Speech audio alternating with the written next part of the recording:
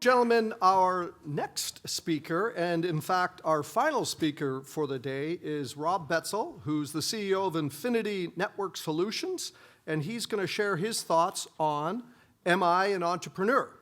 And very interesting bio once again, but a couple things I'd like to highlight is that he is the founding member of two really cool organizations here in Macon, SparkMacon and Macon Startup Week. So please join me in welcoming Rob.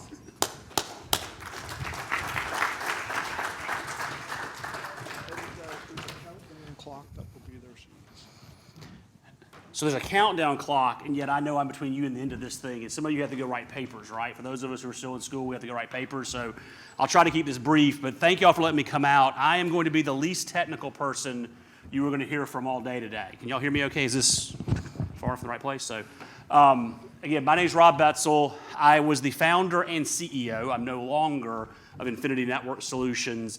As of October 1st of this year, my brother and I successfully transacted the company in selling it to Hargray Communications. So I attempted to make golf a full-time job. My wife said that was not possible. So I am currently the senior market executive for Hargray Fiber, which is the telecommunications arm, business to business here in town. So when I got asked to come speak at this event, I thought, well, gosh, I really don't have a whole lot to add. And so we sort of went through what could I bring? And so I'm hoping for those of you who have ever thought about entrepreneurship, considered like, what does it look like if you want to be an entrepreneur in the tech space, what does that look like? And so I'll give you a little bit of my background, and then I'm going to take you through a set of questions by a gentleman named Gino Wickman that may help you sort of decide, are you a true entrepreneur that might be in the space? So that's my agenda sort of for the next few minutes, 28 minutes or less. So again, 22 years ago, I had an entrepreneurial seizure. If you ever read Michael Gerber's The E-Myth, he says most entrepreneurs start the way I start, which is I can do it cheaper, faster, and better than the other guy. Now, by the way, if you can do one of those three, you shouldn't do the other two. If you do two of those three, definitely do the third one. Because doing all three of them will make you the least profitable, smart guy in the room and makes it very hard to become a successful entrepreneur. So 22 years ago in Milledgeville, Georgia, after graduating from Georgia College with an MIS degree, I decided to start a IT services business. A year or two later, my brother, who's my business partner for almost 20 years, joined me and turned out that he's a really good salesman. At the time, I was an engineer. About 3 or 4 years in, I realized I couldn't do all the work, and I began to hire my friends, which that, by the way, never works out. That is one of the greatest ways to have to reset your entire acquaintance circle. Hire all of your friends and your family. Like Thanksgiving sucks, and so does the rest of the stuff you have going on. So I spent a number of years going through the typical cycle of an entrepreneur, succeeding and failing, just never quite getting there. And eventually decided that what I'm really good at is I'm really good at dealing with people, I'm really good at building relationships, and I should hire people to do everything else. And so once I let go of control, ceded control of what I felt to be the most important part of the business, which really wasn't, which was the doing, and focused on the growth, the company began to grow. And so when I was 25 years old, my brother and I wrote down 10 tenets that must be true by the time I was 45 to sell our company. And so we went on a 20-year journey, basically, to achieve those 10 tenets and transact our company to someone that we felt that could grow it and take it to the next level, and that's what we've done. And so I'm currently, again, I'm an employee for the first time in 20 years. So I've inverted a lot of people's stories. A lot of people become an employee and then decide to go work someplace. For 20 years, I had never a boss. I didn't know what it looked like to have someone tell me what to do and expect me to show up at certain times of the day. So I'm currently going through that transition of actually being an employee, but I do get the fortune to come in doing these things. So again, we started in 1/1/2000, right after Y2K. We grew to over 20 employees, over 100 customers, over $5 million in revenue. A couple questions I cannot answer for you today if you want to ask them. No, I can't tell you what I sold it for. No, I can't tell you how much we made off of it. I can tell you that we were successful. I can tell you that I have lots of options to do lots of things going forward the rest of my life, and I'm very excited about the opportunity of my third act. Along the way, I did build a consulting practice that I do work with entrepreneurs. I still run that while I do have a full-time job. And again, we sold it to Hargray Communications, which is a old telecom company. They owned an old LEC out on Hilton Head Island, had begun to build fiber over building networks, owned a small MSP similar to ours in Savannah, Georgia, and wanted to begin to scale that, and saw some synergies between us and them. And as goes any acquisition, no one keeps the CEO around. And so that's how you lose your job, which is actually a good thing. So for those of you who may or may not read a lot, what I'm going to talk about in the next few slides, about the next 6 questions, come out of a book called The Entrepreneurial Leap, written by a gentleman named Gino Wickman. I'm a huge fan of him. He actually wrote the book, The Entrepreneurial Operating System, EOS, called Traction. It's what I believe made us successful as a company. And he set out on a mission after actually selling his organization to a venture firm. He actually sold the company that trains people like me to help other entrepreneurs. He's been on a journey to help identify what are the key traits that young entrepreneurs need to identify. So for those of you who have children in the room who want to figure out, can your kid be the next entrepreneur, these questions will be relevant because you can start looking and helping them understand, are they really an entrepreneur? They're somebody who can go out and begin a business themselves, because I do, like Gino, believe that entrepreneurs are not created. They either are or they are not. And so I believe I answer these 6 questions I'm about to go through pretty emphatically in my life. And again, I would challenge you, if you're looking to be an entrepreneur, can you answer these 6 questions the same way? So 6 questions are you visionary? Are you passionate? Are you a problem solver? Are you driven? Are you a risk taker? And the last, which I find most interesting, are you responsible? So I'm going to dive into each one of those real quick for you to sort of think through the idea of these. How would I go through answering these questions? So if I was thinking about the idea of starting this journey, am I a visionary? And so do you see the future? As I refer to as, you have 1,000 bad ideas a day. And do you see around corners? And so I'd say that one of the things that I did most successfully in the organization after turning over day-to-day operations to my brother, who was an emphatic integrator, an emphatic operator. My brother's really good at making things run the way they're supposed to run. He has high expectations of people. He doesn't accept half measure. He doesn't like to mess up things that are working well. I got to spend my day coming with 1,000 bad ideas. And then I had to take them to my brother. And he was the only person in the company that was required to listen to me. I could come to my brother and say, hey, I got this great idea. And he had to listen to me. He also was the only person in the company that could tell me no. And I was only allowed to bring an idea twice to him before I was not allowed to bring it back again for a year. And so we had this standing rule where I could come with an idea. He could say no. I get to go leave and retool it. If I couldn't deliver it the second time, I had to put it aside. And so a lot of my time was spent thinking about, what does the future look like? What do we need to be doing to deliver great products and services to our clients? And then do you see around corners? I say it's the ability to be present. As a friend of mine, Stuart Vernon here in town, who's an entrepreneur who started ASP Pool, says, are you productively paranoid? Are you constantly thinking about what might kill you? And so I'm constantly thinking about what's the next thing that might destroy the business. What is the next competitor that might get me? In technology, we're thinking about what's the next way that people might hack us. So you're constantly thinking through that next corner kind of thing. So are you visionary? Does your mind just constantly race around those next things? Are you never satisfied? I joke, I've got 1,000 business ideas, most of which I'll never start. Second question, are you passionate? And do you love your thing? What I love is I have a lot of entrepreneurs come up to me as I do some angel investment. They say, I got this great idea. And it's not that they love it. They just think it's a profitable thing. And like you ask them about the product or the service they want to deliver, and they talk about it in very cold, uninvested, like just unemotional numbers. And you're like, but do you really love this? No, I just think I can get rich from it. Like, that's not a really good entrepreneur. Somebody who's got to love the thing they do, the product they deliver, the people they serve. And then, do you love those you plan to serve? Do you really have a passion for the people you're trying to serve? And by the way, if you haven't ever heard the story about my mother and son riding a camel through the desert, through some villages, I'll get to the punchline. If you try to serve everyone, you eventually lose your ass. So you can't believe you serve everyone. So you must know who you serve and serve them well. And then, do you really want to put a dent in the universe? Like, is this something you're so impassioned to do that regardless of what your mother, your father, your brother, the banker, the last angel investor you happened to call on, when they told you no, are you so determined to do it? Just to prove them wrong. One of the greatest entrepreneurs here in town is a gentleman named Andrew Eck. First time I met him, he pitched this business idea to me.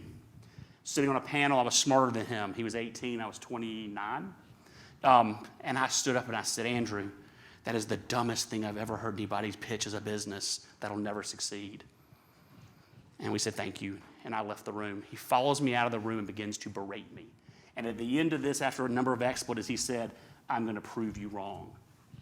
And today he manufactures over $1 million a year in reclaimed furniture and ships 95% of it outside the state of Georgia.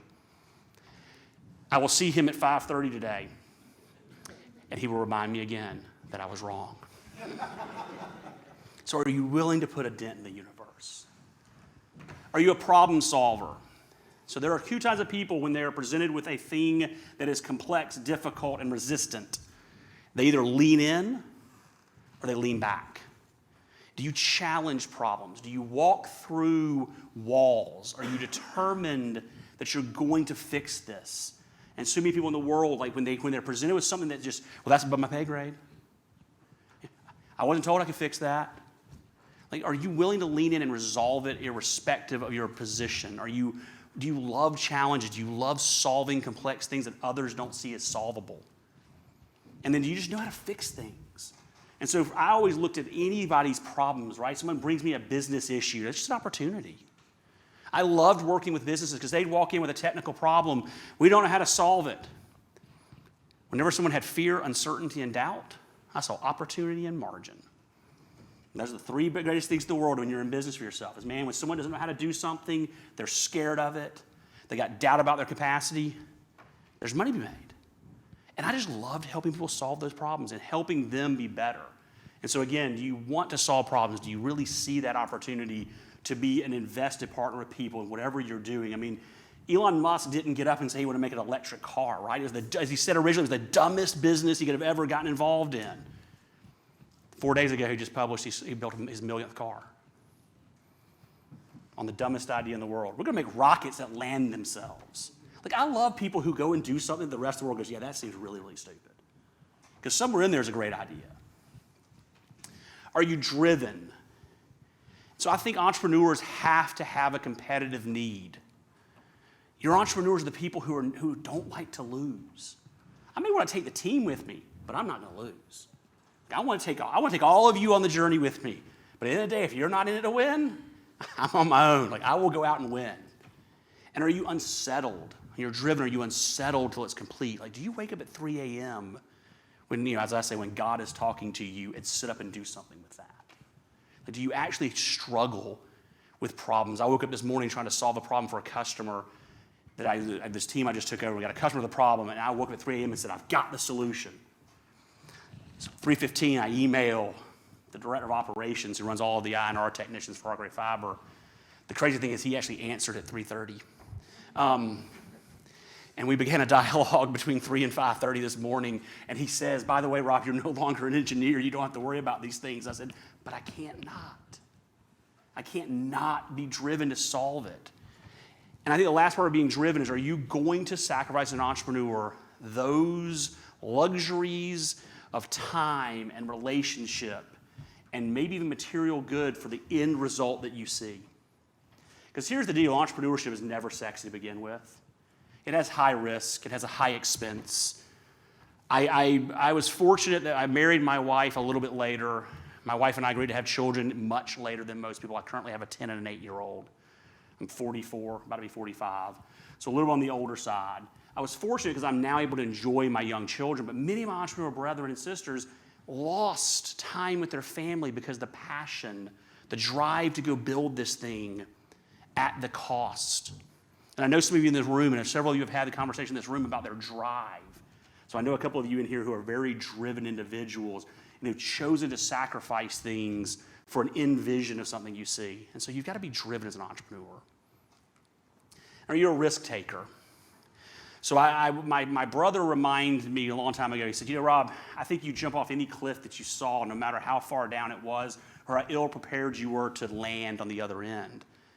I was like, yeah, that's why I have you. So are you willing to jump off a cliff? Are you so earnestly in belief of something you're going to do, you're going to take the risk that no one else sees? So will you be on that edge? So I'm better about it now. I've matured a little bit. I've had a few bumps and bruises. I'm better about the idea that says, I think I'm going to jump, but at least make sure I got the blueprints for the airplane. I'm not really sure about the parts sometimes even, but as long as I got the blueprints, I got a good idea of how we're going to build this thing before we hit the dirt, I'm good.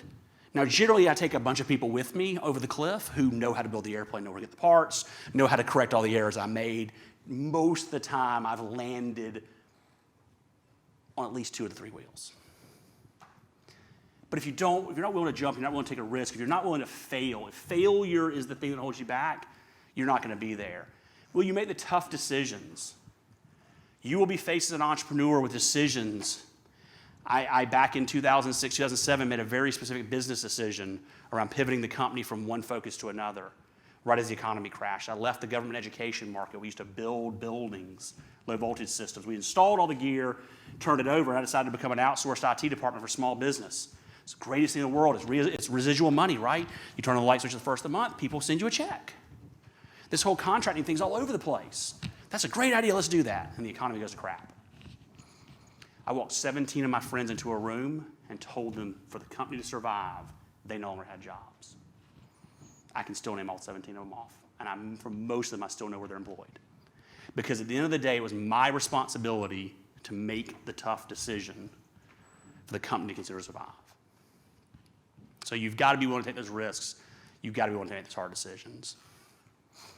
And are you responsible? Because at the end of the day, if you really one thing, you'd be sort of narcissistic and crazy if you were just the one to run around and like jump off cliffs with someone else's money, with some people that you employed that may not realize how crazy you are, to only crash the company and put them back in the market where they can't find a job. By the way, that wouldn't be a problem right now. Right now, you could find a job pretty much anywhere if you're willing to get employed. So that's not the issue, but you don't want to take people off a cliff if you're not going to be responsible. So are you okay being the one that did it? So I took a job with Hargray Fiber as a local market executive, and the CEO of the company told me, he said, Rob, you are the CEO of this market. It means everything that great happens is your responsibility. And everything that has ever gone wrong or ever will go wrong is now your responsibility. Are you okay with that? And I have said I am sorry, and it is my fault more over the last 5 months than I've probably ever said in my life for things that I had nothing to do with. But at the end of the day, I'm the one responsible. And here's how we're going to fix it. So you've got to be willing to be the one who did it, and you've got to be willing to live with those decisions. And I will promise you there will be decisions you will make as an entrepreneur that you will wake up in the middle of the night and regret. I regret having to fire 17 people. I'm not proud of that. I don't tell that because I'm proud of it. I tell it because it was a decision I had to make. It's something I have to live with. I have to get up every day and know that a mistake I made put 17 families at risk. Not something I'm proud of. It's just reality of what you do if you're an entrepreneur. And then I think ultimately you can identify someone, if you're looking especially at your children, and I struggle with this with my daughters. My daughter doesn't ever think it's her fault. Like she breaks, I don't know, it's not my fault, Daddy. It's got to be your fault. Like you got to look at yourself when something goes wrong. What can I do to be better? If you're always focused on what the others could do, like, man, if my technical team had done that, if my engineer had done that, no, it's like, what could I have done wrong? What could I have done better? I led poorly. So it's funny, when we fired someone at Infinity, every time we ever had to let someone go back to industry, not of their free will, I asked 4 questions of my leadership team. Where did we fail to hire, onboard, train, or lead? I cannot fix this person any longer. They are no longer with us. But we in one of the 4 areas failed. We either failed to identify them as not being a good fit when we hired them. We did not onboard them in a way that they understood our culture and what we expected of them. We did not train them to do their job well, or we did not lead them well. It is always our fault. My team despised that of me. And I'd make them answer which one it was, which ones it was, every single time, because it is our responsibility, it's my responsibility, not someone else's. And so I think if you can answer emphatically yes to all 6 of those things, you're probably an entrepreneur. 5 of them, you got a fighting chance. 4 of them, you better find some really good partners who can fill your gaps. 3 of them, you probably should find an entrepreneur to go work with. 2 of them, find a job at a really stable company. 1 of them, find a job at a very large, hyperly stable company where they can tell you exactly how to do your job every single day and you can just be a thoughtless automaton. That's the end result. Because all 6 of these, we can say yes to at least 1 of them. But you cannot be an entrepreneur. You will not be hyperly successful if you can't do that. I told a couple of my team members today, people who are successful are intentional. You ever seen a turtle on a post, on a fence post? I originally did this thing. I had a whole bunch of really cool graphics in it, and I lost it. IT deleted some stuff off my laptop, and they took that with it. So I had this at the very end. I had this turtle sitting on a post. You ever seen a turtle sitting on a fence post? Yep. He didn't get there on his own. There were a whole lot of people that got him there. I didn't get here on my own. I got really fortunate with a lot of good people that worked around me, but you don't get there on your own that way. So again, if you are an entrepreneur, find one. Be creative with those you work with. There are a lot of entrepreneurial opportunities now in the world where people want you to be successful. They want to take your ideas and help foster them to a greater good. Hargray Communications is doing that right now around a venture fund. I think it's fantastic. I think it's something I'm investing a lot of my side energy into, the idea of how do we help foster that in the telecommunications space. They said, wouldn't you want to come be an entrepreneur? I'm like, nah, that's not me. Like, I will tell you, if I ever have an idea, it's mine. It's 100% my responsibility. I mean, I'm too much of an entrepreneur. Like, I can tell you it has to be on mine. Don't settle for a job, but most importantly, never stop growing. If those of you have not realized, I hope Dr. Yerby and the rest of the team have told you here, if you're a student, you're not done with school when you're done. Your learning just started. Those of you who are in the industry for as long as we've been in here, some of you probably longer than I have, I'm hoping you'll nod that says, we've never stopped learning. Every 18 months, the world resets, and we learn something new. So be ready to keep growing and keep learning. So I always put this up here because, quite frankly, I'm a local person. It doesn't scare me to expose who I am and where I am.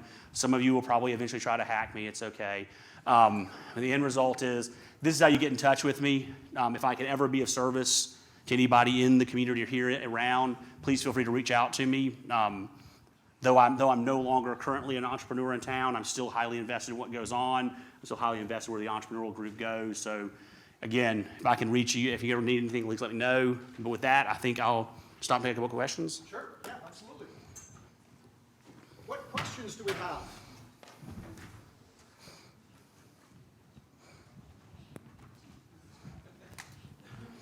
By the way, I'm staying inside my geo border. Good stuff. Do you think it's possible to be an entrepreneur inside a larger company? I think the company's got the right culture. I think entrepreneurship is the idea of taking your idea and having them foster it with sort of support in an innovative way. I think so. Entrepreneurship, sure. I think good companies can take good people and foster a great opportunity. Entrepreneurship inside of a company is tough. The organization I work with now, I think, really wants to be that. At the end of the day, though, when you put enough layers on a cake, it's sort of hard for the bottom layer to get somewhere with it. So I'm not sure yet. So give me another 6 months and ask me the question again, and then I'll let you know how that works out for us. The betting table's still on whether or not I'll have a job in 6 more months. Yes, sir. So we have a team of 3 people going for the Georgia Venture Prize I heard. next month, and we have a great idea as well. But we wanted to know, what is one advice you would give us if you're starting this new business, which we should make sure we always keep in mind? So out of the 6 things I just told you, I would say you need to make sure you pay yourself first. As an entrepreneur, it's really easy to forego your own reward for that of others. I think at some point you've got to go ahead and say, like, this thing's a real business. I think entrepreneurs too many times make good ideas with bad business survive because they don't take reasonably fair salary. Now, you're starting out. That doesn't mean taking a $600,000 salary, because, by the way, an angel investor would laugh at you. But if you said, look, I'm paying myself $30,000 a year, so I'm just out of college, and we're just starting this thing up, fair and reasonable for the scale and the size of the organization says a lot of things about you. It'll tell a bank that you've got your head wrapped around how the business should run. So taking and having that in the budget and be able to show that in your P&L, from an investment perspective, a loan perspective, it says a lot. From an outside world perspective, it says you understand how businesses run. And so I actually when I look to invest in businesses, are you paying yourself a fair and reasonable salary of the current scale? Generally what I find is they pay themselves nothing, or they list themselves as a $600,000 salary, which they don't pay themselves, by the way, but they just believe they deserve $600,000 as they exist. And it's, no, like fair and reasonable. So that, yes, I said pay yourself. Pay yourself commensurate to the what you can afford based on the time, and acknowledge the fact you're investing something real into the business. One more question. As an investor, do you look at the idea of what you're investing in, or the actual company? So this is the jockey or horse question. So his question to me is, do I invest in, what he's really asking in the VC world is, and the angel world is, do I bet jockeys or horses? I bet jockeys. Here's the deal. You're gonna screw the idea up at some point. Like I look at like I'm not smart enough to know if your idea is gonna really fly. I just wanna know if I give you money, can you pivot through all the craziness that I can't predict? I invest with 20 other angels most of the time, and we're all experts in our little niche of things, but we'll invest in something like, we had a wedding dress rental business one time. Not any of us were qualified. It's 22 men, for God's sakes, and none of us had gotten married in the last 15 years. But like the 3 ladies who were running it, I'm like, these 3 ladies will do something. Give them the money. We'll let them figure it out. By the way, they still screwed it up, but that's what we bet.